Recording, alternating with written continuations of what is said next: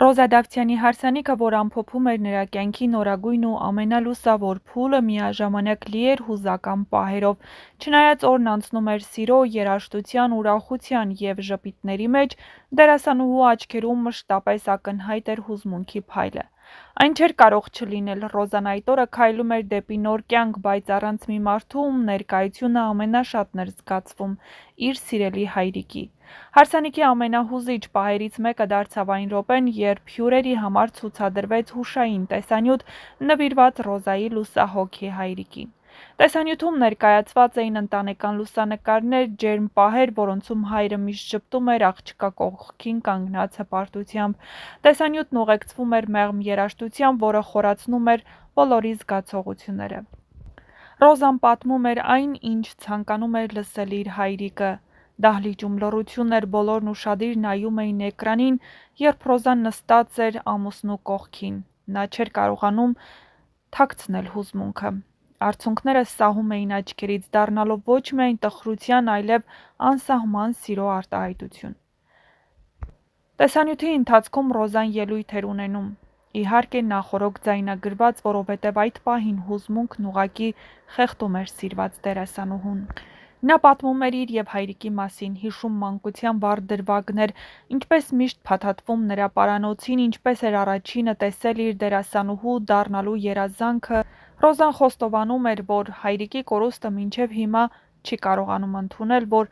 ամեն ուրախ պահ մի փոքր դատարկություն է ունենում, իհարկե նրա բացակայությամբ։ Նրա խոսքը հուզեց բոլորին, բոլոր հյուրերն ակամայից սրբեցին արցունքները, և դա էլ դարձավ Ռոզայի հարսանեկան արարողության անկրկնելի պահերից մեկը, հիշեցում այն մասին, որ սերը նույնիսկ մահվանից հետո շարունակում է ապրել մարդու սրտում։ Ռոզա Դավթյանի հարսանեկան արարողությունը, որը տեղի ունեցավ ապրիլի 27-ին, այս տարվա ամենաշատ քննարկվող իրադարձություններից մեկը դարձավ թե հայկական շոու-բիզնեսի շրջանակներում և թե հասարակության լայն շրջանակներում։ Նրբությամբ ու ճաշակով կազմակերպված հարսանիքը միախառնում էր ավանդույթն ու ժամանակակից շունչը, ստեղծելով մի մթնոլորտ, որը դեռ երկար կմնա բոլորի հիշողություններում։ Հարսանեկան օրը սկսվեց խորհրդանշական արարողությամբ Սուրբ Սարգիս եկեղեցում պսակադրությամբ։ Ռոզան, ով ընտրել էր հենց իր լուսահոգի հայրիկի ծննդյան օրը հարսանիքը նշելու համար, այդ օրը զգացմունքային էր ու հուզված։ Դերասանուհուն եկեղեցի ուղեկցեց իր հորեղբայրը, Հայաստանի Հանրապետության զինված ուժերի գլխավոր շտաբի նախկին պետ Արտակ Դավթյանը, քանի որ հայրիկը ցավոք տարիներ առաջ էր մահացել։ Այդ ընտրությունը ևս մեկ անգամ ընդգծեց ընտանեկան արժեքների կարևորությունը Ռոզայի կյանքում։ Եկեղեցուց հետո հարսանեկան տոնակատարությունը շարունակվեց Prime Hall ռեստորանային համալիրում, որը հատուկ այսօրվա համար վերածվել էր հեքիաթային միջավայրի։ Ծաղկային զարդարանքները, նուրբ երանգներով հարսանեկան դեկորը, լուսավորության խաղերը և բացառիկ ուշադրությունը յուրաքանչյուր դետալի ստեղծել էին տպավորիչ պատկերներ։ Միջոցառումը վարեց սիրված հաղորդավար Գրիգոր Դանիելյանը, իսկ երաժշտական հատվածը վստահված էր լավագույն ներկայացուցիչներին։ Հնչեցին Էրիկի, Արսեն Սաֆարյանի, Վլադիմիր Արզումանյանի,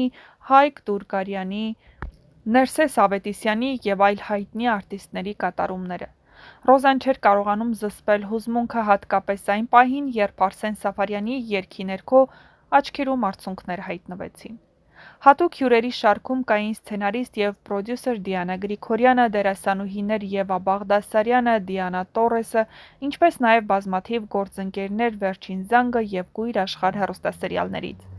Այնուամենայնիվ, որոշ հայտնի դեմքեր, այդ թվում Էմմա Մանուկյանը, Անի Քոչարյանը, Գևորգ Մկրտչյանը, Քրիստի Հովհաննիսյանը բացակայում էին, ինչը չվիրվեց ուշադրությունից և պատճառ դարձավ հասարակական քննարկումների։ Հարսանիքի ամենաարտահայտիչ պահերից է Ռոզայի առաջին համատեղ պարը Փեսայի հետ, ինչպես նաև եղբոր հետ անակնկալներով լի ելույթը։ Հարսանեկան արարողությունը թագադրվեց հուզիչ տեսանյութով նվիրված նրա հայրիկին, որը դարձավ ամենաանմոռանալի պահը՝ լի սիրով, ցավով ու անսահման հիշողություններով։ Այս հարսանիքը միայն ճոխ արարողություն չէր, դա մի օր էր, որը միավորեց սեր, ընտանիք, հիշողություններ ու ապագա հույս։ Ռոզա Դավթյանը ևս մեկ անգամ ապացուցեց, որ նույնիսկ ամենաանձնական օրը կարող է դառնալ մշակութային իրադարձություն իր նրբաճաշակությամբ, հուզական խորությամբ ու իսկական հայկական ջերմությամբ։